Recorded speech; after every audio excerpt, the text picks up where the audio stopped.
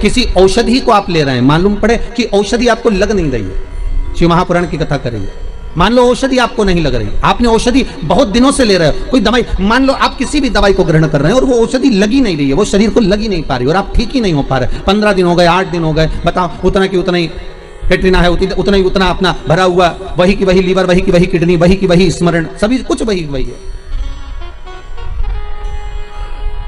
उतना की उतना ही।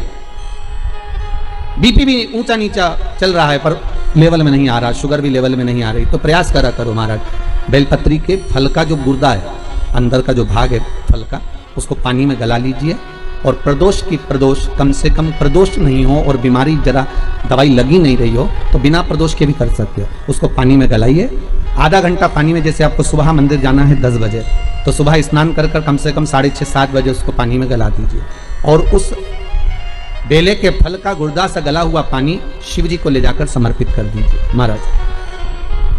उस पानी में से थोड़ा सा 1 चम्मच पानी शिव जी पे चढ़ा हुआ लेकर आ जाइए। उस पानी को जो बीमार व्यक्ति है उसको औषधि देने से पहले मात्र आधी चम्मच से भी आधा चम्मच उसको दे दीजिए।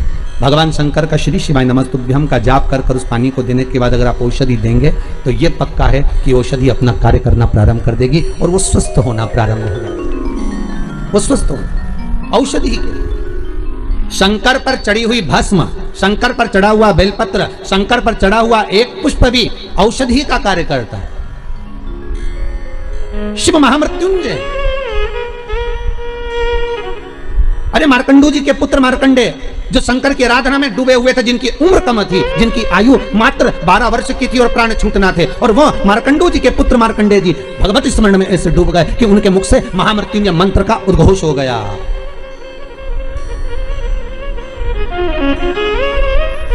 भगवान शिव के नाम का उद्घोष हो गया। जैसे नंदी महाराज, शिलाद नाम का ब्राह्मण जिनको ऋषि भी कहा गया, जिनका नाम था शिलाद, क्या नाम है उनका, जम के बोलिए, शिलाद, ब्राह्मण है, ऋषिवर है,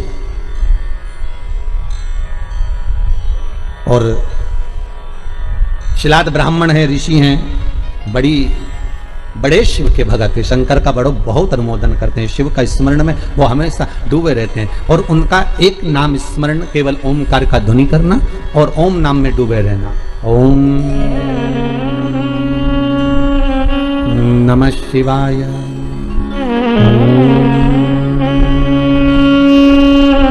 नमः शिवाय, ओम नमः शिवाय। भगवान शिव की भक्ति में डूब गए। अब उनकी धर्मपत्नी से संतान नहीं, औलाद नहीं, बड़े दुखी है, बड़े दुखी। अच्छा, संतान नहीं हो, किसी नारी की गोद, अगर स्त्री की गोद अगर खाली रह जाए तो भी दुख होता है उसको कि मेरे घर में औलाद नहीं, संतान नहीं। हम कई बार कहे, आज फिर कहते हैं, ये टेस्ट भी बाद में कराना, सारी जांचें बाद में कराना, एक बार शंकर का भजन कर कर देखना। पिछले वर्ष कथा में तुमरुका जी की जो कथा कही थी, यूट्यूब पर डली हुई, अगर आप लोगों ने नहीं सुनी हो तो उसको निकालना यूट्यूब पर, श्री तुमरुका शिव महापुराण की कथा हमने कही थी, तुमरुका जी का व्याख्यान, उसमें वर्णन किया था। सब जगह से अगर हार जाओ और सारे रिपोर्ट आपकी आपने सब दूर दिखा ली, तो एक बार शंकर पर भरोसा कर कर तुमरुका जी का नाम लेकर सफेद आंकड़े की जड़ को शिव जी पे से रजस्वला धर्म के 7वें दिन 21 बार घुमा लो, नाम गोत्र बोलकर कमर में लाल धागे में बांध लो, पीपल के पत्ते शिव जी को चढ़ाओ, उठाकर लाओ, उस एक पत्ते को रात्रि को गाय के दूध में उकालो और उस दूध को दोनों पति पत्नी पियो, साथ रहिए। समय आएगा, बाबा चाहेगा तो 3 या 4 महीने में गर्भ ठहर ही जाएगा। सारे डॉक्टर को दिखा लिया अपनी जगह, टेस्ट भी करवा लिया अपनी जगह, पर एक बार प्रयोग, और वो विश्वास रखकर करना पड़ेगा। शंकर पर जो भी कार्य कर रहे हो आप, जो उपाय कर रहे हो आप, शिव का स्मरण कर, भगवान पर अगर विश्वास रखोगे, भरोसो दृढ़ इन चरणन करो, श्री वल्लभ नख चंद्र छटा बिन सब जगह ही अंधेरो। अगर भरोसा है तो शंकर है, और भरोसा नहीं तो शिव कहां से। विश्वास लेकर अगर आए हो तो काम तो होगा। ये लोग काशी से आए हुए हैं, विश्वास लेकर ही तो आए होंगे। कि हम जाएंगे शंकर की कथा में तो बाबा कृपा जरूर करेगा। कई लोग यहाँ पर बैठे हुए हैं जो विश्वास लेकर आए हुए हैं, दूर दूर से आए हुए हैं, केवल विश्वास लेकर कि भगवान कृपा करेगा किसी ना किसी रूप में। मुझे विश्वास है कि बाबा मेरी सुनेगा। और फिर कहता हूं, कथा में अगर आपने मन लगा लिया, भले टीवी चैनल के माध्यम से श्रवण कर रहे हो, भले मोबाइल के माध्यम से श्रवण कर रहे हो, भले पंडाल में सुन रहे हो, बाबा से अगर दिल से आपने अगर कह दिया तो 3 महीना बहुत होता है सब कामना पूरी होने के लिए। मेरा बाबा आपको कुछ ना कुछ दे ही देता है, बस आपकी रुचि के अनुसार सुख प्रदान कर ही देता। आप उस पर विश्वास, भरोसा, भटकना नहीं है हमको, मार्ग से विचलित नहीं होना। कई लोगों की आदत रहती है, पहले राम जी के पास चले जाएंगे, राम जी से काम नहीं होगा तो कृष्ण के पास चले जाएंगे, कन्हैया जी से काम नहीं होगा तो हनुमान जी के पास चले जाएंगे, हनुमान जी से नहीं होगा तो शंकर जी के पास चले जाएंगे। पर शिव महापुराण की कथा कहती है, गुरु जी के 2 चेले, गुरु जी ने दोनों चेलों से कहा, जाओ जमीन खोदो, 50 फीट पे पानी निकलेगा और मेरे लिए लोटा भर के पानी लेकर आओ। चेलों ने मन में कहा, विचार करा, बताओ पानी इतना सारा पड़ा, वो पी लो, मैं 50 फीट खोदें फिर पानी ला। जाओ दोनों 50 फीट खोदना, पानी निकलेगा और लेकर आना, मेरे को पानी पीना है, जाओ जरा। दोनों चेले चले गए। एक गया तो खोदता गया, खोदता गया, खोदता गया, खोदता गया। दूसरा गया तो उसने यहाँ खोद लिया, फिर वहाँ खोद लिया, फिर वहाँ खोद लिया, पानी नहीं निकला। 50 फीट तक एक चेला था तो वो खोदता गया, पानी निकल गया, लोटा भर के लेकर आए। गुरुजी ने पूछा, पानी निकल गया हो? दूसरे से पूछा, तुझे नहीं निकला? नहीं। गुरुजी ने पूछा, तूने खोदा था? बिल्कुल, चलकर देख लो। गुरुजी गए देखने के लिए, गुरुजी ने देखा तो उसने क्या करा, थोड़ा यहाँ खोद लिया, थोड़ा वहाँ खोद लिया, थोड़ा वहाँ खोद लिया, थोड़ा वहाँ खोद लिया, पानी नहीं निकला। और एक चेले से पूछा, तूने कैसे निकाला? तो कहते, एक ही खड्डे को मैं खोदता गया, खोदता गया, खोदता गया तो पानी निकल गया। यहाँ शास्त्र वही कह रहा है, एक पकड़ो और एक जगह ही खोदते रहो, शंकर जी का भजन करते रहो। तारेगा तो ये, मारेगा तो ये, कहेगा तो ये, जो कुछ करेगा खोदते जाओ, पानी जरूर निकलेगा। पर 10 जगह खोदोगे, कभी इधर खोद लिया, कभी उधर खोद लिया, कभी उधर खोद लिया, तो पानी नहीं निकलना है। कोई काम तुम्हारा बनना नहीं है, कुछ भी नहीं होना है। एक ही जगह खोदो, खोदे पानी निकलेगा। करो भजन एक का, पर आदत बुरी है ना तुम्हारी। फिर कोई घूम रहा था उसके पास, फिर किसी के पास। भगवान को भी मालूम है ये एक जगह नहीं टिकेगी रे, आज तुम्हारे पास आ गई, कल दूसरी जगह चले जाएगी, परसों चौथी जगह जाएगी, काम नहीं होगा तो भटकती फिरेगी, पर विश्वास नहीं रखेगी। जिस दिन ये विश्वास पक्का कर लेगी कि शंकर ही मुझे बचा सकते हैं, शंकर ही मुझे जिला सकते हैं, शंकर ही मेरा पेट भर सकते हैं, शंकर ही मेरा अनुमोदन कर सकते हैं, शंकर ही मुझे धन देंगे, दौलत देंगे, संपदा देंगे, शंकर के सिवा कोई नहीं देगा, तब शिव भी सोचता है अब नहीं टिकेगी, और नहीं टिकेगी तो परीक्षा लेंगे शंकर। पहले आपका काम हो सकता है नहीं भी करे शंकर, क्योंकि वो देखना चाहते हैं कि पहले जैसी थी वैसी की वैसी है, खड्डा अलग अलग खोद रही है क्या। पहले देखेंगे, पहले इधर से उधर से 10 जगह खड्डे तो नहीं खोद रही, फिर उसको लगेगा नहीं ये पूरा विश्वास रखकर टिक गई तेरे चरणारविंद में, तो वो महामृत्युंजय महादेव फिर प्रकट होकर कुछ दे ही देगा। ये उसकी कृपा फिर होगी। वो जब तक नहीं देता, जब तक परीक्षा नहीं लेता। सास बहू को चाबी जब तक नहीं देती, जब तक सास बहू की परीक्षा नहीं ले लेती। सास को भी लगता है कि बहू को चाबी दूंगी और मालूम पड़े होता है। एक ससुर जी मर गए, बहुएं रोने लगी, खूब चिल्ला चिल्ला के, खूब धाड़ धाड़ के रोए। अपने अपने पतियों को फोन लगा दिया, पतियों भी आ गए, 4 पति थे, सब 4 बहुओं के आ गए। क्यों रो रही हो? बहुएं बोली तुम्हारा बाप मर गया, पिता तुम्हारा। तो पतियों बोले तुम्हारा भी तो ससुर था, तुम्हें दुख नहीं हो रहा, रो काय को रही हो? तुमने तो कभी ससुर को 1 गिलास पानी नहीं दिया, कभी पिता को 1 गिलास चाय बनाकर नहीं दी, कभी गरम रोटी नहीं खिलाई। जब बहुएं मिलती थी तब ताने देती थी, आड़ा टेढ़ा बोलती थी, गालियां देती थी। और आज पिता मर गया तो रो रही हो? किस लिए रो रही हो तुम? तुम्हें रोने का कोई हक नहीं है। इतने में 4 बहुएं बोली अपने पतियों से, तुम्हारे बाप मर गए उसके लिए थोड़ी ना रो रहे हैं, तुम्हारा पिताजी मर गया उसके लिए थोड़ी ना रो रहे हैं। तो बहुओं से पतियों ने पूछा, फिर काय को रो रही हो? तिजोरी की चाबी ना जाने का धर गए इसलिए रो रही हो। पतियों ने भी माथा ठोका, काहे की जगदम्बा होना। अब पत्नियां बोली, सुनो तुम्हारे पिताजी को जगाओ और चाबी पूछो कहाँ रखी तिजोरी की। पतियों बोले, इनको मरा आधा घंटा हो गया और तुमके चाबी पूछो, सीधी तरीके से जवा लो, नहीं तो तुमको नहीं सुना दे। बेचारा पतियों को भय लगा कि इनका क्या, तो लोग लालची व्यक्ति तो कुछ भी कर सकता। इनके मन में दुख हुआ। इन्होंने कहा, ऐसा कोई होता है कि मरा हुआ व्यक्ति जाग जाए? हम नहीं जानते, हमें चाबी चाहिए तो चाबी चाहिए, आप पूछो कहाँ रखी है। डॉक्टर साहब को बुलाया, डॉक्टर साहब बताओ हमारे पिताजी को थोड़ी सी देर के लिए जगा दो, बस जग जाएं और उसके बाद में चाबी बता के भले मर जाएं, ऐसी कुछ कृपा कर दो। डॉक्टर साहब बोले 80,000 का एक इंजेक्शन लगेगा, हम लगाएंगे, पिताजी जाग के बैठेंगे, उतनी देर में पूछ लेना चाबी कहाँ रखी है, बताएंगे, फिर वो मर जाएंगे, ठीक है? पर जल्दी पूछना, इतना टाइम तक जिंदा नहीं रहेंगे। हो लगाओ 80,000 लाओ। अब बहू ने सोचा चाबी तो निकालना है, तो बहू ने करीब अपनी अपनी रकम बेची है। बता, बुढ़ा बीमार था तो 1 रुपए की नहीं बेची, और चाबी के चक्कर में सब 20-20 हजार में रकम बेची है। 20-20 हजार में रकम बेच गई, 80 हजार रुपए लेकर डॉक्टर के सामने दिए। डॉक्टर सामने का सामने खड़ी हो जाओ, और सामने खड़ी होकर जैसे ही जागे पूछ लेना चाबी कहाँ रखी है। और जैसे ही डॉक्टर सामने इंजेक्शन लगाया, ने बुढ़ा उठ के बैठा, ने डोकरा जैसे उठ के बैठा, इतने में बहुवन बोलती उससे पहले बुढ़ा बोल दिया, क्यों रे या पाड़ा के पानी पिलाया कि नहीं पिलाया, और मर गया।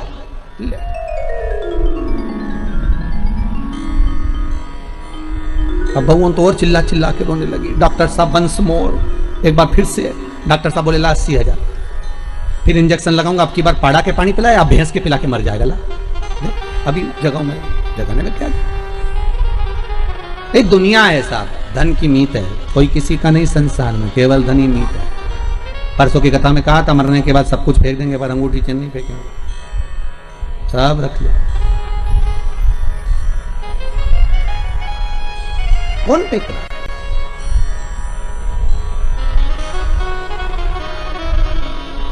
एक साधो, आशा लगाकर बैठे रहना। विश्वास में आस भी है और विष भी है। विश्वास में दोनों चीजें, विष भी है और आस भी है। आप विश्वास लगाकर अगर बैठे हुए हो, तो आस अगर लगाए हुए हो, तो यह पक्का है कि शिव मिलेगा जरूर, शंकर प्राप्त जरूर होगा। अगर आस लगाई है तो मिलेगा जरूर, वो मिलेगा।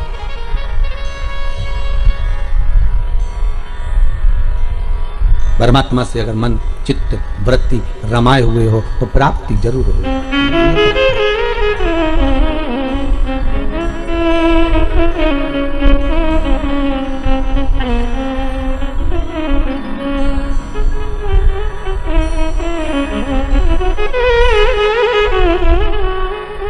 वो मिलेगा। और शिव महापुराण की कथा कहती है महाराज, उम्र भले कम हो पर भक्ति प्रबल हो। शिलाद की धर्म पत्नी से संतान नहीं थी, पर शिलाद के मन को खलता नहीं था, पर परिवार के लोग कहते थे कि कोई तो एक पुत्र हो जाए जो तार दे। तब भगवान शिव ने आकर एक वर दिया, चिंता मत करो, एक दिन जब तुम भजन करने के लिए कहीं जा रहे होगे, पृथ्वी को खोदोगे, उसमें से एक बालक निकलेगा, वही बालक तुम्हारा पुत्र कहलाएगा। निकला बालक, उसका नाम नंदीश्वर रखा। क्या नाम रखा है? नंदी। वो नंदीश्वर। पर पिता इतने विचित्र थे। अरे दुनिया के लोग कहते हैं शंकर जी के मंदिर में नंदी क्यों होना चाहिए? दुनिया के लोग कहते हैं आखिर नंदी ने ऐसा कौन सा पुण्य करा कि भगवान शंकर के दरवाजे पर नंदी सदा के लिए विराजमान हो गया? कहते हैं शंकर से ज्यादा आराधना नंदी की भी करेंगे तो उसकी भक्ति प्राप्त होगी। तो नंदीश्वर में ऐसा क्या सुख है? नंदीश्वर क्यों शंकर के मंदिर में इतने सारे गणों में केवल एक नंदी ही क्यों बैठ गया? क्यों नंदी का होना क्यों जरूरी है शंकर मंदिर में? बिना नंदी के शिव पूजा क्यों नहीं जाती है?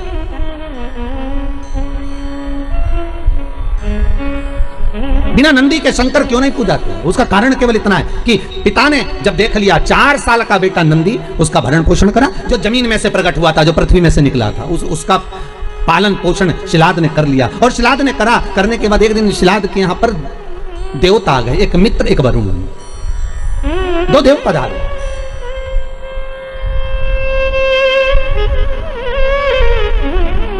दो देव, मित्र और वरुण दोनों पधारे। और जब दोनों देव जब आए दोनों की सेवा में, आज शिलाद ने एक काम करा, अपने छोटे से पुत्र को लगा दिया कि इनकी सेवा करनी। जाओ, मेरा आपसे भी निवेदन है, बहुत भाव से कहूंगा, आपके घर में कभी साधु आए, सन्यासी आए, तपस्वी आए, संत आए, साधक आए, उपासक आए, तो मेरा निवेदन रहेगा कि आपके घर के पुत्रों को, किसको? आपके घर के पुत्रों को, आपके घर के पोतों को, आपके घर के बच्चों को सबसे पहले सेवा में लगाइए और कहिए कि जाओ जरा सेवा करिए।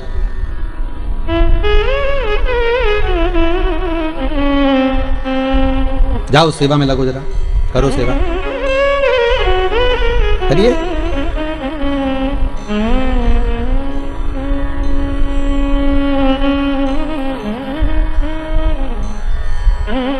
आज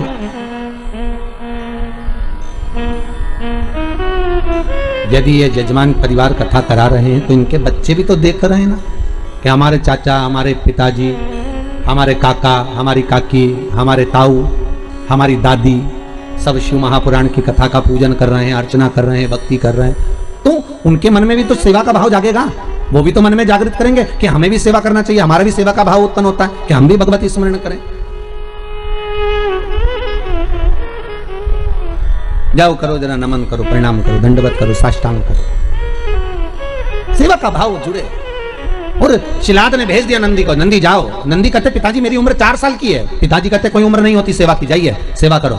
और सेवा करी मित्र और वरुण की। जब सेवा करी, सेवा करने के बाद इतने खुश हो गए मित्र और वरुण, वापिस देवलोक को जाने लगे। देवलोक को जाते जाते उन्होंने शिलाद को बुलाया, हे शिलाद, हम तुम्हें वर प्रदान करते हैं कि तुम्हारा भगवान की भक्ति तुम्हारे हृदय में सदा विराजमान हो, तुम भगवान की भक्ति में सदा रमे रहो, तुम भगवान का उपास व्रत साधना नियम धारण करते रहो।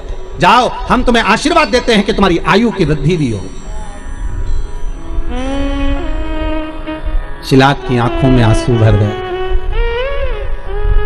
सेवा किसने करी? जम के बोलिए, नंदी ने। पानी भरकर कौन लाया? नंदी। पोछा किसने लगाया? नंदी ने।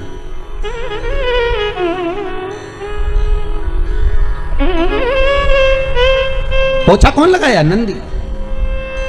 झाड़ू किसने लगाई? नंदी ने। झूठे बर्तन किसने उठाए? नंदी ने। सेवा कौन कर रहा है? नंदी। और आशीर्वाद किसको मिल रहा है? नंदी के पिता को, शिलाद को। शिलाद की आंख में से आंसू बह गए। हाथ जोड़कर वरुण जी और मित्र कहा, प्रभु कृपा करिए, ये बताओ, आप सारा आशीर्वाद मुझे दे रहे हो और सेवा नंदी ने करी है, आप उससे कोई आशीर्वाद नहीं दोगे?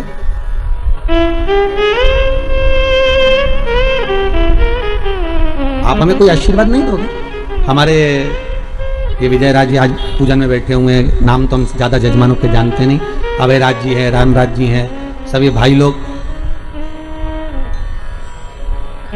इनकी आदत ऐसी है नेताजी की कि ये हम छत्ते भी हैं तो ढूंढा के पाँव पड़ने पहुंच ही जाते हैं। ये भी कम नहीं पड़ते अभयराज जी भी हो। तो ये सब लोग, और एक वो हमारे हम कहेंगे सारथी जी हमारे हो, उनका नाम भी हम नहीं जानते, बंधु लाना ले जाना करते रहते। तो ये लोग बड़े विचित्र हैं। आज अभयराज जी कह रहे थे, गुरु जी ऐसा आशीर्वाद देके जाना कि ऐसी कथा होती रहे, साल 2 साल में ऐसी कथाओं का स्मरण होता रहे, ऐसा वर दीजिएगा। हम मन में सोच रहे थे कि इतनी सेवा कर रहे हो, आगे बढ़ बढ़कर कहीं सफाई करना, कहीं जूठे बर्तन उठाना, कहीं कुछ करना। भले मुंबई में आप रहते होगे, नौकर आपके बहुत काम करते होंगे, पर यहाँ आप सेवा में लगे हो शंकर की, तो ये विश्वास है कि आशीर्वाद हम क्या देंगे? आशीर्वाद तो हमारा शंभू देगा कि वो कृपा कर ही देगा। हम क्या वर देंगे? हम किसी को आशीर्वाद वगैरह नहीं देते हो। हमारा तो काम है कथा करना, कथा से नीचे उतरे आप जिससे हो गए हैं। और हम फिर कहते हैं हमसे ज्यादा विश्वास हमारे बाबा पर करना, शंभू पर करना, शंकर पर करना। जितना सीहोर वाला गुरुजी तुम्हारा साथ नहीं देगा, उतना शंकर साथ देगा। सीहोर वाले तो आपके जैसे ही हैं, मनुष्य हम भी हैं और मानव हम भी हैं। हम भले हम पर विश्वास मत करना, पर मेरे शंकर पर विश्वास करना, जो त्रिलोकी का नाथ है, त्रिकालदर्शी है, कोई साधारण नहीं है वो, उस पर भरोसा रखना। हम क्या दे? वरुण और मित्र आशीर्वाद दे रहे हैं तो शिलाद को दे रहे हैं, और शिलाद की आंखों से आंसू बह रहा है कि आशीर्वाद मिलना था मेरे पुत्र नंदी को और आशीर्वाद मिल रहा है शिलाद को। शिलाद कर रहे हैं, मुझे वर मत दीजिए, अगर आशीर्वाद देना है तो नंदी को दीजिए। तो वरुण चुप हो गए, और वरुण जैसे चुप हुए तो शिलाद को लगा कि बात क्या है, आखिर ये आशीर्वाद क्यों नहीं दे रहे? कारण क्या हो गया कि आशीर्वाद नहीं मिल रहा है? और पुत्र को नहीं मिल रहा, हमको तो मिल रहा, पर बेटे को क्यों नहीं दे रहे? आखिर कारण क्या है? नंदी को कहा शिलाद ने, जाओ बेटा बाहर। नंदी जैसे बाहर गए, और बाहर जाते से ही उसी समय पर शिलाद ने वरुण के चरण पकड़कर कहा, ये बताओ कि आपने जिसने सेवा करी उसको आशीर्वाद क्यों नहीं दिया? तो मुख से निकल गया, हमने आशीर्वाद इसलिए नहीं दिया क्योंकि इस नंदी की उम्र कम है, हम इसको आयुष्मान होने का आशीर्वाद कैसे दे सकते हैं? नंदी की आयु कम है। शिलाद ने कहा, इसका कोई उपाय? वरुण तो कह दिया कि नंदी की उम्र कम है, पर वरुण के साथ जो मित्र आया था उसने कह दिया उसका एक उपाय है, अगर तुम्हारा पुत्र नंदी शंकर की आराधना में लग जाए, शिव की उपासना में लग जाए, शंकर को रिझाने में लग जाए, दुनिया में एक ही है जो उम्र बढ़ा सकता है। कौन? भाई उम्र बढ़ाने का आशीर्वाद भी वो ही दे सकता है जिसकी उम्र का ठिकाना नहीं हो। सही है कि गलत है? अरे बोलो तो सही है ना, जिसकी उम्र का ठिकाना ही नहीं वो दे सकता है। तुम्हारे पास में इतना सारा काजू रखा होगा तो आप काजू भर कर दे दोगे, आपके पास में बादाम ढेर सारी रखी होगी तो बादाम भर कर दे दोगे, आपके पास में गुड़ बहुत सारा रखा होगा तो आप दान में गुड़ दे दोगे, आपके पास में चावल ज्यादा होगा तो आप चावल दे दोगे, आपके पास में गेहूं होगा तो गेहूं दे दोगे, आपके पास में कपड़ा होगा तो आप कपड़ा दे दोगे। बोलो सही है कि गलत है? जो चीज आपके पास में होगी वो आप निकाल कर दे दोगे। आपकी जेब में, कई लोगों की जेब में वो रखते हो मलने का और कतरने का, तो वो जो 4-5 लोग मिले तो उसने निकाल के दे दिया, ले साहब पाव साहब, और जो शौकीन होगा वो उठाकर उसमें मलने बैठ गया, वो भी लगे। तो जो तुम्हारे पास में होगा तुम वो दोगे। अब जिसके पास में जो चीज ज्यादा होगी वो ज्यादा देंगे। अब मित्र कहने लगे कि शंकर की आराधना करो, तो कि शिव जी की आराधना क्यों? तो शिलाद ने पूछा, तो मित्र कहने लगे कारण यह है कि उम्र वही बढ़ा सकता है जिसकी उम्र का ठिकाना ही नहीं है। सारे देवी देवता में एक ही देव है, कौन? जम के बोलिए, देव अधिदेव महादेव, जिनकी उम्र का ठिकाना नहीं है। अभी ईमानदारी से बोलो, 51 शादी तो पहले कर चुके। पार्वती के साथ जो शंकर जी की शादी हुई है वो 52 नंबर की, 52 नंबर की। अब 52 भी जिसकी शादी हुई हो तो उम्र कितनी होगी जरा हिसाब लगा लो रे भाई।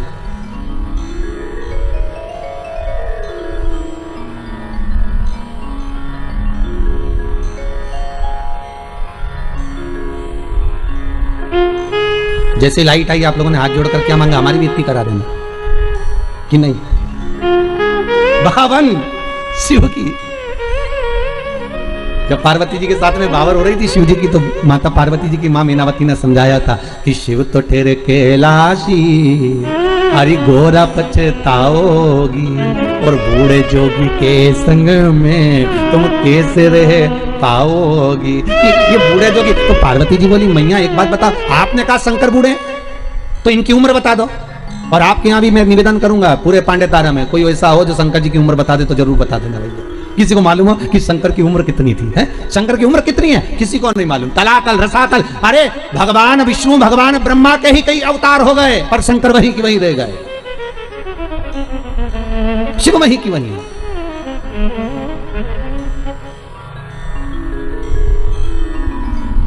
जानना कठिन है महाराज। अरे मेरे भोले बाबा को अनाड़ी मत समझो, मेरे भोले बाबा को अनाड़ी मत समझो, मेरे भोले बाबा को अनाड़ी मत समझो, मेरे भोले बाबा को अनाड़ी मत समझो, अनाड़ी मत समझो, अनाड़ी मत समझो, अनाड़ी मत समझो, अनाड़ी मत समझो, अनाड़ी मत समझो, अनाड़ी मत समझो, अनाड़ी मत समझो, अनाड़ी मत समझो। ओ मेरे भोले बाबा को, मेरे भोले बाबा को अनाड़ी मत समझो, मेरे भोले बाबा को अनाड़ी मत समझो। आओ से दोनों हाथों से।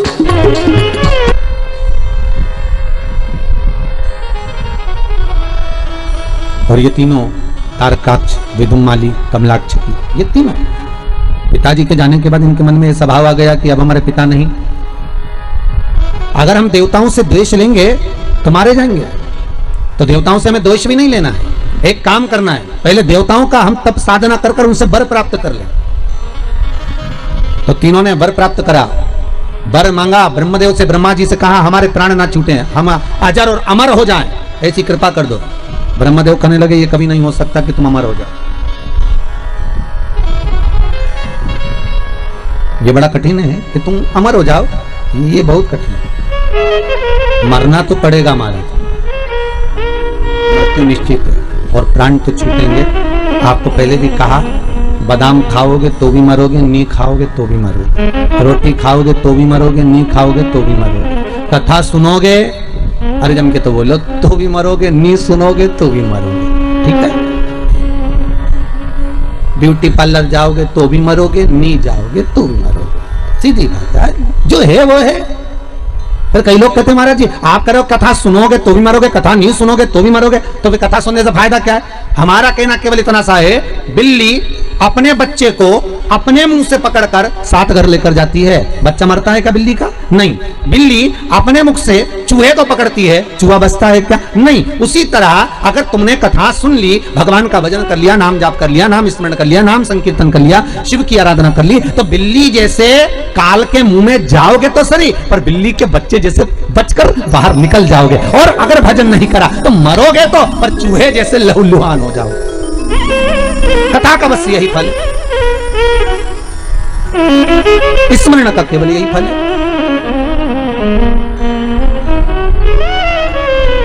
भजन का केवल यही फल है। और उस भजन के फल का आनंद यही रहेगा कि आप तो कह दिया, ब्रह्मा जी बोले तुम्हें मरना तो पड़ेगा, तारकाक्ष विदुमाली कमलाक्ष की तुम्हें मरना तो पड़ेगा, मृत्यु तो निश्चित है, मरना पड़ेगा। आ गई तो जाना तो पड़ेगा। बस इतना है, घबराना नहीं, डरना नहीं,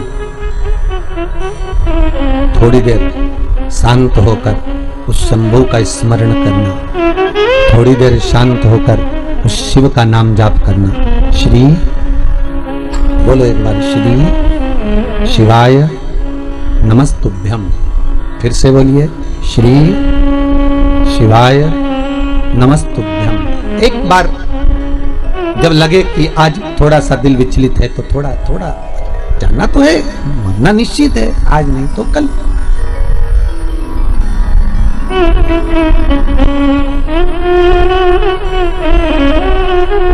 जाना तो निश्चित है।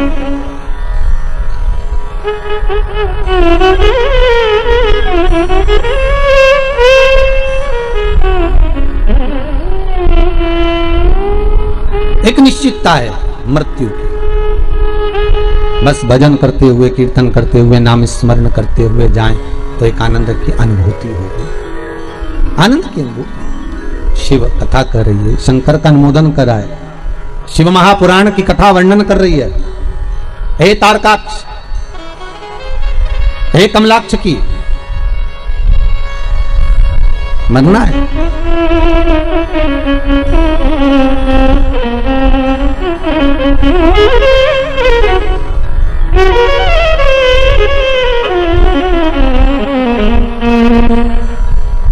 और जब मृत्यु एक निश्चित जगह पर है, शिव महापुराण की कथा में, गरुड़ पुराण में स्पष्ट कहा गया, जब माता के गर्भ से बच्चे का जन्म होता है, नाल कटती है, और नाल कटते समय, जिस समय नाल कटी, जन्म हुआ, बस उसी समय पर तुम्हारे मरने की तारीख, घड़ी, पल, दिन, तिथि निश्चित हो जाता है कि ये इतनी बजे, इतनी घड़ी में, इतने पल पर, इतने क्षण में इस जगह पर प्राणों को छोड़ेगा। ये निश्चित है, ये तारीख, पल, घड़ी, क्षण सब निश्चित हो गया, निश्चितता कि अब इसको जाना है। और उसकी निश्चितता, वो घड़ी, वो पल, वो क्षण निश्चित है, उसका आएगा। राजा परीक्षित के लिए कांच का महल बनवा दिया गया था। भागवत जी में आता है, कांच का महल जन्मे ने बनवाया कि परीक्षित को मरने नहीं देंगे।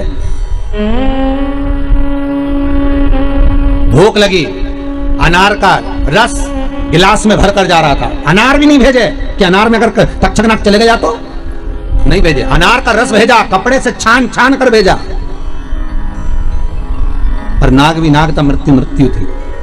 गिलास की पेंदी के नीचे तक्षक नाग चिपक कर चले गए, गिलास की पेंदी के नीचे चिपक कर चले गए और मृत्यु आ गई।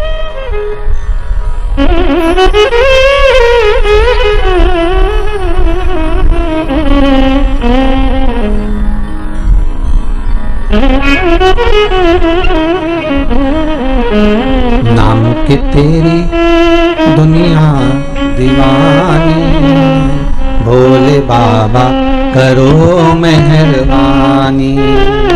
नाम के तेरी दुनिया दीवानी, भोले बाबा करो मेहरबानी। सब गाइए। नाम के तेरी दुनिया दीवानी, भोले बाबा करो मेहरबानी। नाम के तेरी दुनिया दीवानी, भोले बाबा करो मेहरबानी। नाम के तेरे दुनिया दीवानी, भोले बाबा करो मेहरबानी।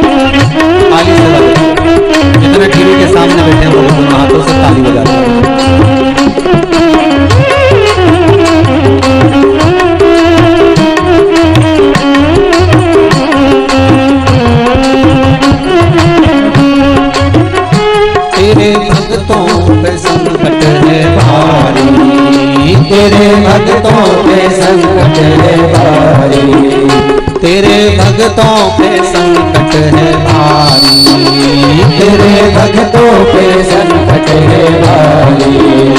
अब आकर बचाओ त्रिपुरारी, अब आकर बचाओ त्रिपुरारी, अब आकर बचाओ त्रिपुरारी, अब आकर बचाओ त्रिपुरारी।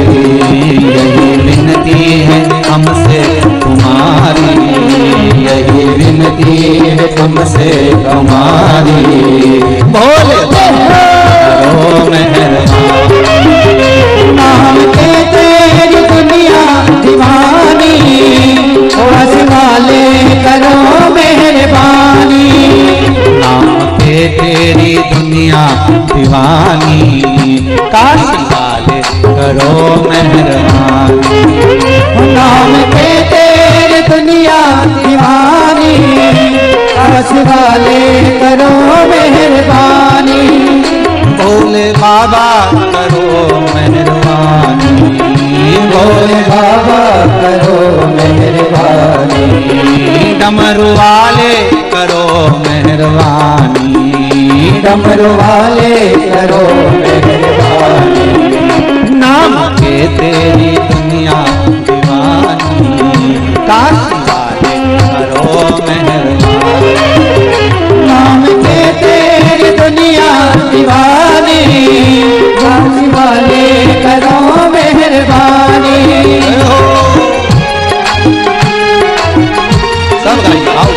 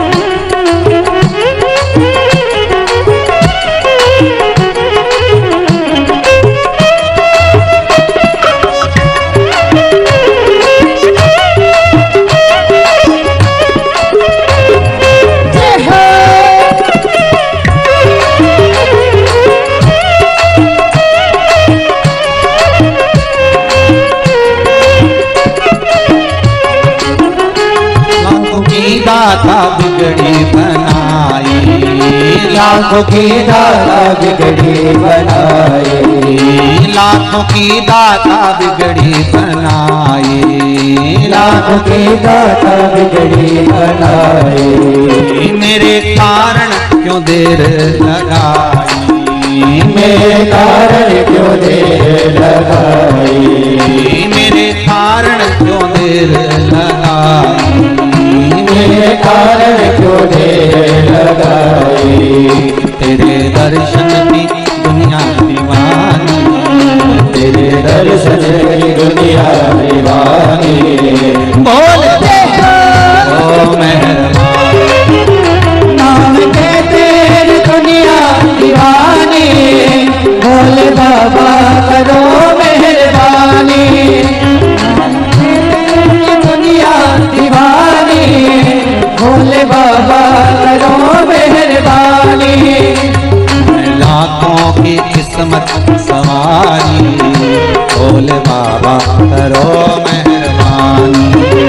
तूने लाखों की किस्मत सवारी, भोले बाबा करो मेहरबानी। भोले बाबा करो मेहरबानी, भोले बाबा करो मेहरबानी। डमरू वाले करो मेहरबानी, डमरू वाले करो मेहरबानी। तेरे दर्शन की दुनिया दीवानी, तेरे दर्शन की दुनिया दीवानी। भोले बाबा करो मेहरबानी, तेरे दर्शन की दुनिया दीवानी, भोले बाबा करो मेहरबानी। तेरे दर्शन की दुनिया दीवानी,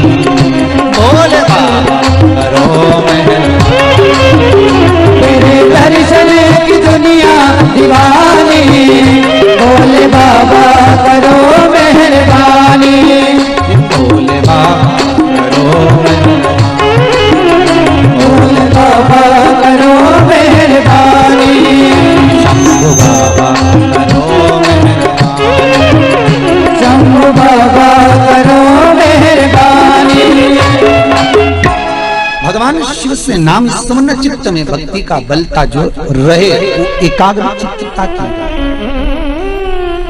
एकाग्र चित्त। शिव कथा कर रहे तारकाक्ष, विजुमाली, कमलाक्ष की ये तीनों की तीनों भगवान ब्रह्मा से वर मांग रहे हैं, नीचे मरू ना, ऊपर मरू ना, अंदर मरू ना, बाहर मरू ना, अस्त्र से ना शस्त्र से, न दिन में ना रात, तथास्तु कर दिया। ये तीनों का एक भाव था कि हमारी मृत्यु ना हो, पर भगवान ब्रह्मा कहते हैं कि तुम मरोगे ये तो पक्का, ये जो हिरण्यकशिपु ने मांगा था वो एक अलग बात थी, पर जो तुम मांग रहे हो उसमें मृत्यु निश्चित है, मृत्यु निश्चित है।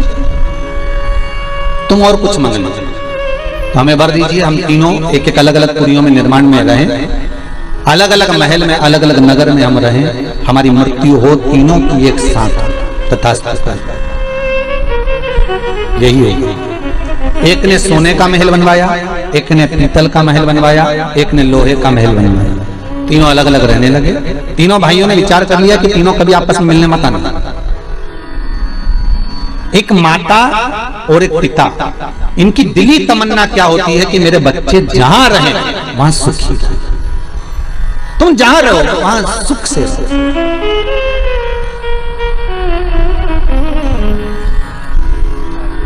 तुम्हारी मर्जी पड़े जहां रहो, पर स्वस्थ और सुखी रहो। कोई माता पिता ये नहीं कहेंगे कि सारा घर का पूरा व्यक्ति घर के अंदर ही रहे, नहीं नहीं नहीं, आप तो जहां रहो वहां अच्छे से सुखी।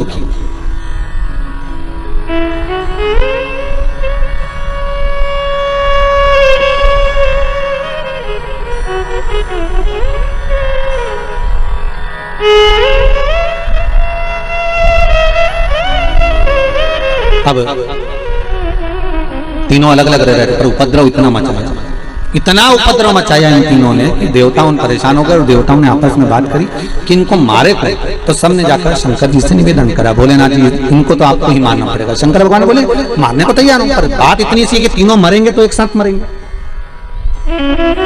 और इन तीनों को एक साथ लाना के लिए 33 कोटि देवता सारे पशु बन जाए और मैं तुम्हारा पति बन जाऊं। मैं तुम्हारा पति बनकर बड़े नंदी का रूप धारण कर कर तुम्हारे पीछे पीछे भागता हुआ आऊंगा। तुम इन तीनों को अपने अपने महल से निकाल कर एक जगह पर लेकर आना, तीनों का मैं संहार कर दूंगा। तीनों को इकट्ठा कर कर एक जगह पर लेकर आए। भगवान बड़े नंदी का रूप धारण कर कर उनको मारने के लिए आतुर हुए। जैसे ही आतुर हुए, तारकाक्ष बिनु मामली को तो मार दिया, कमलाक्षकी ने फरसा उठाकर भगवान शंकर का गला काट दिया। शिवजी नंदी के रूप में आए थे, शंकर का जैसे गला कटा, वो कटा हुआ गला नेपाल में जाकर गिरा। शिवजी का धड़ केदारनाथ जी के रूप में विराजमान हुआ।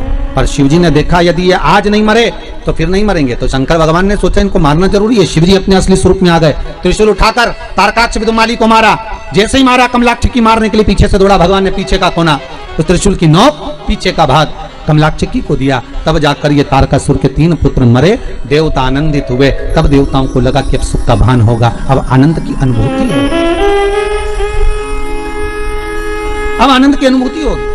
अच्छा, देवताओं के साथ और आपके साथ और हमारे साथ एक जैसा ही होता है। अपन थोड़े दिन अच्छे से जीते हैं, इसके बाद लगता है अब सारा दुख, सारी तकलीफ, सारा कष्ट चले गया। जैसे पिछली बार कोरोना आया था, चले भी गया था, किसी को नहीं मालूम था कि ये जन्मदिन मनाने वापस आ जाएगा।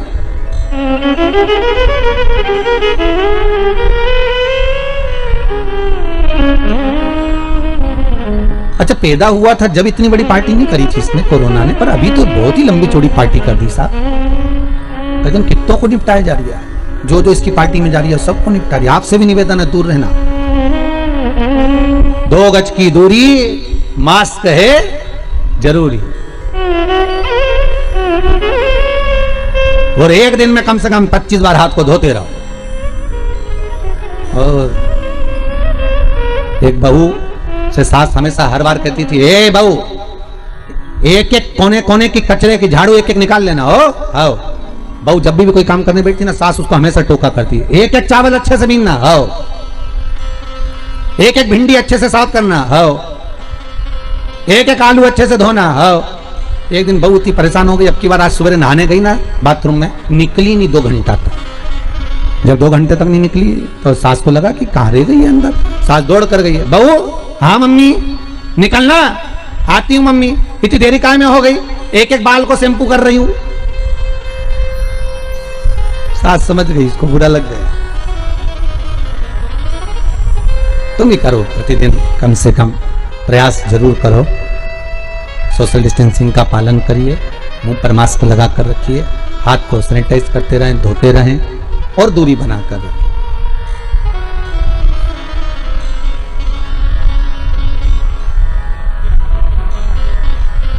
बहुत जरूरी आज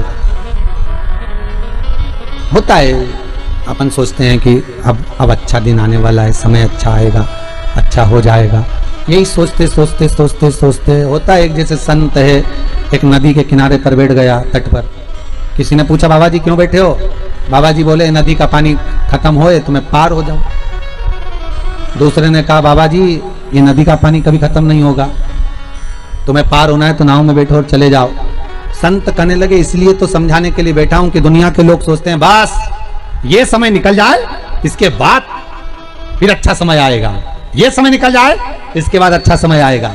मालूम पड़े पानी बहता रह गया, तुम बैठे की बैठे ही रह गए। इसलिए निवेदन है, भगवत भजन की नाव पकड़ो, राम नाम कृष्ण नाम शिव नाम जपते हुए इसको पार करते रहो। ये भव सागर की नदियां है, बहती रहेगी। पार होने का तरीका केवल शिव महापुराण, राम कथा, कृष्ण कथा ही है जिसके माध्यम से हम पार हो सकते, हम पार निकल सकते। बस साधन वही है, कोई दूसरा नहीं है। मर गए तारकाक्ष, कमलाक्ष की विदुन्माली तीनों। आया समय, शंखचूड़ नाम के राक्षस का भगवान ने संहार करा, अपने पांव से प्रहार कर कर उसकी हस्तियों को, उसकी हड्डियों को समुद्र में फेंका, जिससे शंख जाति का निर्माण हुआ। शंख जाति का निर्माण होता है, सारे देवताओं पर शंख का जल चढ़ता है, पर शंकर भगवान पर कभी शंख का जल नहीं चढ़ता। शिव महापुराण की कथा कहती है, शंखचूर्ण राक्षस का संहार भगवान शंकर ने किया था, इसलिए शंख का जल शिव जी पर नहीं चढ़ता। महाराज, शंख के जल का दोष भी होता है। आप लोगों से कई बार निवेदन करा, आज फिर करते हैं। महाराज, जिसकी श्रवण शक्ति कमजोर हो गई हो, जिसके नयन कमजोर पड़ गए हो, कम दिखाई देता हो, तो गणेश शंख को लेकर आइए। शंख अलग अलग होते हैं, विष्णु शंख होता है, गणेश शंख होता है, लक्ष्मी शंख होता है। महाराज, अलग अलग शंखों का प्रमाण वर्णन है। महाराज, दक्षिणवर्ती शंख होता है,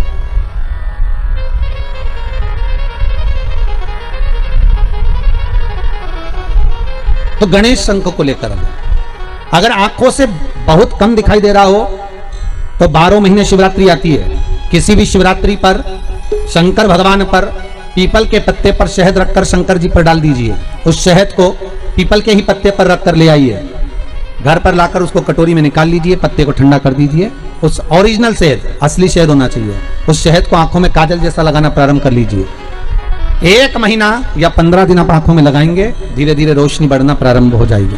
श्री शिवाय नमस्तुभ्यम का जाप करें या चंपेश्वर महादेव का स्मरण करें। चंपेश्वर महादेव का स्मरण कर भी नैनों में आप शहद लगा सकते हैं, उससे रोशनी बढ़ती है। महाराज, दूसरा, श्रवण शक्ति कमजोर हो, विवेक कमजोर हो, नयन कमजोर हो, वाणी कमजोर हो, तो गणेश मुखी शंख के अंदर पानी भरकर उसमें थोड़ा सा एक चांदी का सिक्का या तार डाल दें, या सिक्का डाल दें, या चांदी की कोई सामग्री हो तो वो डाल दें, पानी भरा रहने दें। सुबह सुबह उस पानी को थोड़ा सा आचमन करना प्रारंभ करिए। आपको वाणी हो, श्रवण शक्ति हो, नयन शक्ति हो, उसमें प्रबलता आना प्रारंभ। और गणेश मुखी शंख होना चाहिए। कौन सा शंख होना चाहिए? गणेश शंख। शंख का प्रमाण शिव महापुराण का। भगवान शिव का स्मरण, भगवान शंकर का अनुमोदन, भगवान शंकर का नाम जाप, भगवान शंकर का नाम स्मरण जीव को आनंद देता। समय आया, आगे वर्णन आया। भगवान एक बार मंथन का समय, देवता और राक्षस मिलकर समुद्र का मंथन कर रहे हैं, और उस मंथन में सबसे पहले अगर प्राप्त हुई है तो गौ माता प्राप्त हुई। उस मंथन में अगर प्रकट होने वाली सबसे पहले है तो गाय। नंदा, सुभद्रा, सुरभि, सुशीला, बहुला, ये 5 गाय समुद्र मंथन के समय पर प्रकट हुई, और उसके बाद जो निकला वो हलाहल विष निकला है। उसके बाद जो प्राप्त हुआ वो विष था, फिर निकला विष। अच्छा देखिए कितना सुंदर प्रसंग है। सबसे पहले अगर कुछ निकला है तो गाय निकली, गाय के बाद निकला है विष। शिव महापुराण की कथा कहती है गाय को निकालने का कारण केवल इतना था कि जो विष पिएगा उसका कंठ जलेगा, तो कंठ में जलन अधिक होगी। अब कंठ में जब जलन होगी तो उस जलन को अगर कोई रोक सकता है तो गाय का दूध रोक सकता है। जब गाय माता के दूध से शंकर भगवान का अभिषेक होगा तो उससे जो जलन है, तपन है, वो समाप्त होगा। हम पहले भी कहें, आज फिर कहते हैं, प्रयास करिएगा कि अभी कोरोना महामारी चल रहा है, अगर गौ माता का असली घी, गाय का असली घी, और वो भी देसी गाय का, ये जर्सी मर्सी गाय का नहीं, देसी गाय का असली घी अगर आपके घर में हो तो उस घी को अपनी उंगली में लेकर नासिका में थोड़ा थोड़ा लगाना प्रारंभ करिए। थोड़ा उस घी का सेवन करना प्रारंभ करिए, असली घी का। औषधि है, गौ माता का जो व्रत है वो औषधि। और फिर निवेदन करेंगे अगर मौका मिले आपके यहाँ अगर देसी गाय हो तो कहीं अगर देसी गाय प्राप्त है तो गौ माता का जो मूत्र है गंगा के बराबर है, उस मूत्र को लाकर, गौ औषधि को लाकर, गौ मूत्र को लाकर अपने घर का लेपन पोषण भी करिए तो कोई दिक्कत नहीं है। ये वायरस अगर मेरी माता के, गौ माता के संपूर्ण शरीर में अगर 33 कोटि देवता है तो मेरी माँ इस वायरस को निगलने की सामर्थ्यता रखती है। इतना तो मेरी माँ गौ माता जानती है, रखती है, वो सहज नहीं है। उसका लेपन माइक में आवाज आ रही है, तो उसका लेपन आवश्यक है। महाराज प्रयास करिए, सर्वप्रथम निकलने वाली अगर कोई है तो वो गौ माता, और गौ माता के बाद अगर कुछ प्राप्त हुआ है, गौ माता के बाद अगर कुछ प्राप्त हुआ तो वह हला विष है। और वो विष हमें जब प्राप्त हो गया और वो विष लेकर देवता कहीं नहीं गए, सबसे पहले अगर विष लेकर पहुंचे तो शंकर भगवान के पास पहुंचे। हर हर महादेव। भोलेनाथ जी ने पूछा क्या बात है, तो कहा प्रभु जी आपके लिए हम थोड़ा सा ये विष लेकर आए हैं। तो भगवान शंकर के लिए विष लेकर आए। हाँ, तो पार्वती जी बोली विष और शिव जी आपके लिए, विष आपके लिए। हाँ, पार्वती जी ने पूछा ये विष काय में से निकला? समुद्र में से। अच्छा, अगर ये समुद्र में से विष निकला है तो ये सारे देवताओं को मिलना चाहिए ना, फिर आप अकेले के लिए काय को आया है? शंकर भगवान बोले अरे पार्वती तू जानती नहीं है, तुझे इतना ज्ञान नहीं है बिल्कुल भी। पार्वती जी बोली क्या ज्ञान नहीं है, विष और आपके लिए आया। हाँ, अरे तो आप विष पियोगे? हाँ। भगवान शंकर बोले विष तो मुझे पीना पड़ेगा, विष तो मुझे धारण करना पड़ेगा। शंकर भगवान से पार्वती जी ने पूछा कि इतना विष आप क्यों पी रहे हो? शंकर भगवान बोले पार्वती, जो घर की माँ होती है, घर की जो माता होती है, रूखी रोटी, बासी रोटी, ठंडी रोटी उसी के हिस्से में आती है।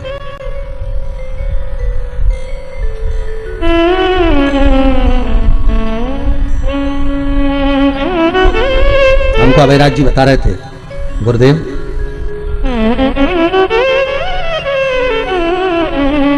हमारे पिताजी, अभयराज जी बोल रहे थे कि जब पिताजी शांत हो गए थे तो कुछ भी नहीं था, कुछ भी नहीं। गुरुदेव हमारी माँ ने पिता के जाने के बाद हमको कैसे पाला है ये हमारी माँ ही जानती है। अभयराज जी कह रहे अगर किसी के यहाँ जाकर हम लोग खड़े हो जाते या माँ खड़ी हो जाती तो लगता था कि कहीं मांग ना ले, कुछ सामान ना ले, तो लोग अच्छे से व्यवहार भी नहीं करते।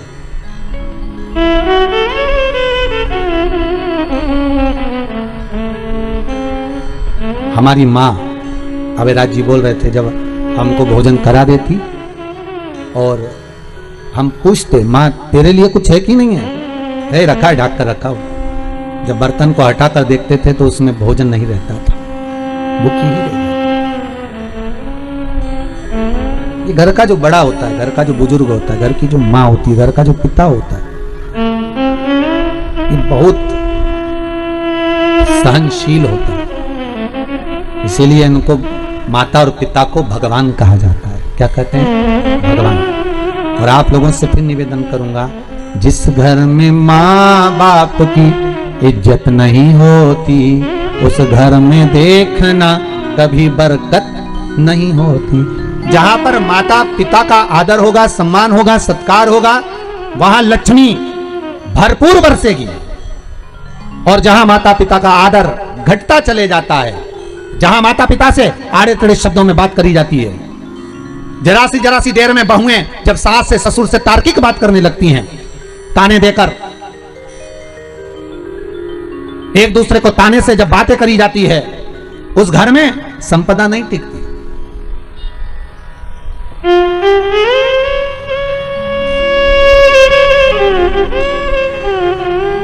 कितना दुख झेला। बहुओं को लगता है कि हमारी सास बस हमको टोका करती है, हमारी सास हमें टोकती है। टोकने का कारण केवल इतना है कि उस सास ने अपनी जिंदगी निकाल दी एक एक रुपया जोड़ने में। उसने नहीं देखा था इतना धन, उसने पूरी जिंदगी लगा दी संवारने में, बच्चों को पालने में। उस पिता ने अपना पूरा जीवन झोंक दिया अपने बच्चों को आगे बढ़ाने में।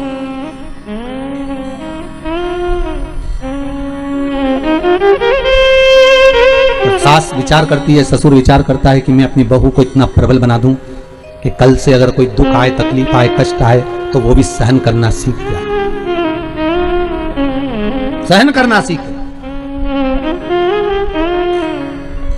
बहुत कठिन है महाराज। एक तरफ सुनार की दुकान थी, एक तरफ लोहार की दुकान थी। सुनार सोने को अग्नि में तपा रहा था, लोहार लोहे को अग्नि में तपा रहा था। सुनार सोने को अग्नि में तपाकर कूट रहा था, लोहार लोहे को अग्नि में तपाकर कूट रहा था। तब सोने के मन में एक भाव आया, एक मन में विचार आया कि मुझे भी अग्नि में तपाया, इस लोहे को भी अग्नि में तपाया, मुझे भी कूटा, इस लोहे को भी कूटा। पर सोने ने विचार करा कि मुझे जब कूटा जा रहा है तो मैं आवाज नहीं कर रहा। सुनार की दुकान में से कभी आवाज आती है कि सोना कूटने की? नहीं। पर लोहे की दुकान के सामने से जाओ तो आवाज आती है लोहे कूटने की। पर समझ में नहीं आया कि लोहा इतनी आवाज क्यों करता है। तब लोहे का टुकड़ा उचक कर सुनार की दुकान के अंदर चले गया, और सुनार की दुकान में जब एक लोहे का टुकड़ा गया तो उस सोने ने लोहे से पूछा, भाई लोहा ये बता कि मुझे अग्नि में तपाया, तुझे अग्नि में तपाया, मुझे कूटा, तुझे कूटा, पर मैं आवाज नहीं करता। सोना कहता है, पर लोहा तू कूटने पर इतनी आवाज क्यों करता है? तब लोहे ने कहा, सोना बात इतनी सी है, तुझे जो कूट रहा है वो लोहे का हथौड़ा है। लोहा कहता है, मुझे जो कूट रहा है वो लोहे का हथौड़ा है। बस अपने को जब कूटता है तो आवाज तो निकल ही जाती है। दूसरा ताने देगा, सहन कर लोगे, दूसरा अपशब्द कहेगा, सहन कर लोगे, पर अपना होकर अपने से जुड़ा हुआ व्यक्ति जब ताने देता है, अपशब्द कहता है, गाली देता है, आड़ा टेढ़ा बोलता है, तो सहन नहीं हो पाती। बड़ा कठिन हो जाता है सहना।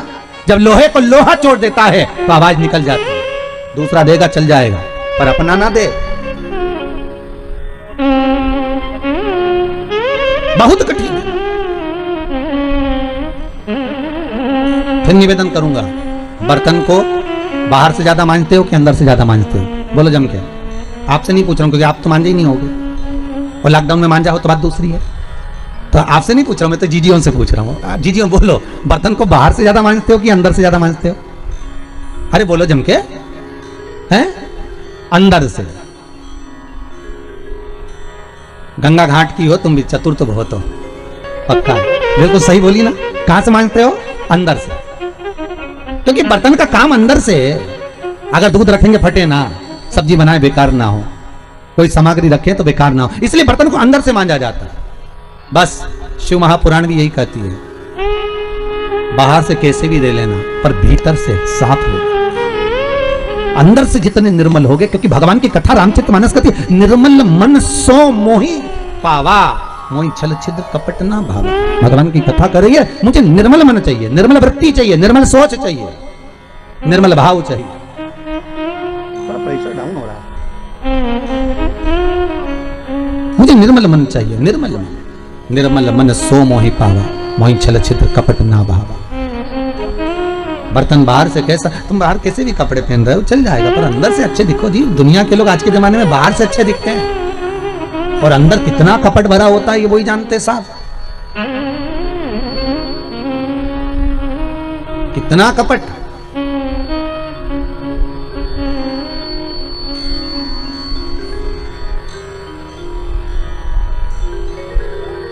दिख रहा है बढ़िया कपड़े मापड़े पहने साहब, सर आए हैं, बहुत सुंदर कपड़े पहने, खूब सुंदर वस्त्र। शिव महापुराण की कथा में कल था भगवान को पाने के लिए कपड़े नहीं बदलना है, कलेजा बदलना है, भगवान मिल जाएगा। कपड़े बदलते बदलते वो रावण ने बदले थे कपड़े, तो एक बार कपड़े बदले, संत का चोला पहनकर वो रावण सीता जी को हर के लिए आया। संत के चोले को रावण ने ऐसा बदनाम कर दिया, ऐसा बदनाम कर दिया कि वो संत का चोला वो रावण पहन कर गया और माता जानकी का हरण कर कर लेकर आया। वो संत के चोले को आज भी सबसे पहले धोया जाता है तो भी साफ नहीं हो पाता, तो भी लोग छल कर जाते हैं, कपट कर जाते हैं, बेईमानी कर जाते हैं, प्रपंच कर जाते हैं। धोने का प्रयास। शिव कथा कर रही, भगवान शंकर कह रहे हैं मैं जगत का पिता हूं, और जगत का जो पिता होता है उसको विष पीना पड़ता है। जगत की जो मां होती है वो विष पीती है। घर में ठंडी रोटी कौन खाता है? सास जब भोजन करने बैठती है ना, तो सबसे पहले भोजन का टिफिन देखने जाती है अंदर रसोई घर में। सबसे पहले टिफिन देखने जाएगी वो रसोई घर में, और टिफिन देखेगी और फ्रिज के ऊपर अलमारी पर जो डब्बा रखा रहेगा रोटी का, उसको देख कर आएगी। और बहू जब रोटी ला कर देगी ना, तो सास कहेगी बेटा दाल अच्छी बनी है, कड़ी अच्छी बनी है, आज सब्जी अच्छी बनी है, मुझे वो ठंडी रोटी ला कर दे। तो बहू कहती मम्मी ठंडी रोटी? हाँ तो गर्म है तो सही, गरम खाओ ना तुम। नहीं नहीं नहीं मेरे को ठंडी अच्छी। तो क्या सास को ठंडी अच्छी लगती है क्या? नहीं, पर सास ठंडी इसलिए खा रही है कि ना बड़ी बहू खाएगी, ना छोटी खाएगी, ना मंजली खाएगी, ना संजली खाएगी, ना ये अपने पतियों को खिलाएंगी, ना ये अपने बच्चों को खिलाएंगी। और वो रोटी जो ज्यादा बन के रखाई है ये कोई नहीं खाने वाली, आखिरी में ले जाके ये गाय को डाली जाएगी। मैंने एक एक रोटी का है, एक एक अन्न का दाना देखा है गरीबी का, इसलिए बेचारी सास वो ठंडी रोटी को खा जाती है। ठंडी अच्छा, बहुवन सोचती हैं ठंडी खाएंगे बीमार पड़ गए तो, अपने बच्चों को खिलाएंगे बीमार पड़ गए तो, पति को खिलाएंगे बीमार पड़ गए तो, और बुढ़िया बुढ़ा व्यक्ति ठंडी खा जाता, और ये गरम खाए तो भी कहीं कमर दुख रही, कहीं घुटना दुख रहा, कहीं सिर दुख रहा, कहीं कंधा दुख रहा, कहीं हमारी आंख दुख रही, कहीं भेजा दुख रहा, और वो बुढ़िया ठंडी खाए तो भी ऐसी चकाचक जाए, चकाचक, कुछ नहीं बिगड़े उसका।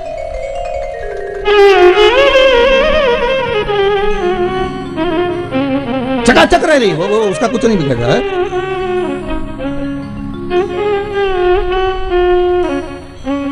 अभी तुम यहीं देख लेना रे, कहीं मत जाओ, बघेल परिवार में जरा हम जहां ठहरे ना मैया जाओ, तुम्हें पूरी लीला का दर्शन कराएंगे शिव महापुराण का, पूरी लीला का। सब बहुएं अपने अपने टोरा टोरी में, बच्चा बच्ची में 24 घंटा निकाल दे, और बुढ़िया वहां से कंडा लिया है, यहाँ से लड्डू लिया है, वहां से सामान लिया है, वो बूढ़ी अम्मा यहाँ वहां। जब सवेरे 5 बजे से जो घूमना चालू करे, रात्रि को 10 बजे 11 बजे, फिर भी जब ढोलक लेके भजन गाए, और भजन गाने के बाद तब समझो थोड़ी नींद आए, तब मां सोती होगी। और ये बहू ने पिन लगा के फिर छोरा छोरी उनके तैयार करेगी, और जरा सा छोरा छोरी रोया तो फिर दो और फिर गजब। हमने कहा पूरी शंकर की कथा यहीं भरी है राम। पांडे तारा, जय हो शंकर भगवान की, हर हर। बहुत सारी कथा पांडे तारा की तुम कहोगे तो कल और सुना दूंगा, चिंता मत करो। भगवत भजन में माँ माँ होती है, पिता पिता होता है, और माता पिता माता पिता होते हैं। भगवान शंकर के सामने विष रखा था और जगत जननी जगदम्बा करी, आप विष पियोगे? शिव कहते हैं मैं घर का बड़ा, शंकर करे मैं घर का बुजुर्ग, और घर का जो बड़ा होता है विष उसको पीना पड़ता है। घर की जो बड़ी होती है ठंडी रोटी उसके हिस्से में आती है, घर का जो बड़ा होता है सुनकर उसको चलना पड़ता है। एक घर में बड़ी बहू होती है, छोटी बहू होती है। बड़ी बहू अगर थोड़ा काम बिगाड़ देना तो माता कह देती है, माता पिता का तू बड़ी थी ना, तू तो समझदार थी, तू तो अकल था तुझमें, तो तू तो देख सकती थी। और छोटी अगर गड़बड़ कर जाए, वो तो अकल नहीं है, छोटी है, छोटी है।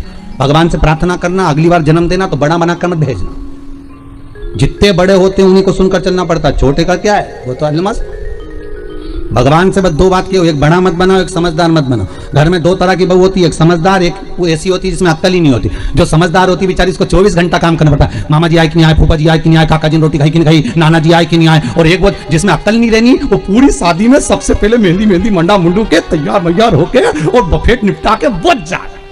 अच्छा, घर की माताएं कहती भी है, बता तुम्हारी वो छोटी बहू में तो अकल ही नहीं, कि उसमें तो अकल नहीं है, पर बढ़िया हमारी बड़ी समझदार। और जो समझदार बेचारी दिन भर काम में लगी रहे, ना मेहंदी मंडाने की फुर्सत, ना काम की कोई, बस लगी रहे। भगवान से कहना बड़े मत बनाना, इतने बड़े मत बनाओ कि हम कामों में उलझे रह जाए, हमें छोटा बना दो। एक माता के 2 पुत्र, एक 14 साल का, एक 4 साल का। 14 साल वाले को भी भूख लग रही है, 4 साल वाले को भी लग रही है। माँ ने दोनों को भोजन दिया, 14 साल वाले को थाली में लगा कर दिया, 4 साल वाले को हाथ में रोटी में घी लगाकर नमक लगाकर फिंगर बना कर दे दिया, ले खा ले। 14 साल का बेटा एक जगह पर बैठकर भोजन कर रहा है, 4 साल का बेटा माता का पल्लू पकड़कर जा रहा है, जहां मां जाती है मां पीछे पीछे जाते जाते भोजन करता जाता है। भगवान से कहना, भगवान हमें 14 साल के बेटे जैसा बड़ा मत बनाना कि एक जगह बैठकर हम भजन कर लें, हमें 4 साल के बेटे जैसा छोटा सा बनाना, चलते फिरते तेरा भजन कर लें और तेरे धाम में पहुंच जाए, ऐसी कृपा करना। बहुत छोटा बना, हमें बड़ा नहीं बनना, हमें छोटा बना। जितना छोटा बनाओगे उतना हम सुखी रहे, उतना हम आनंद।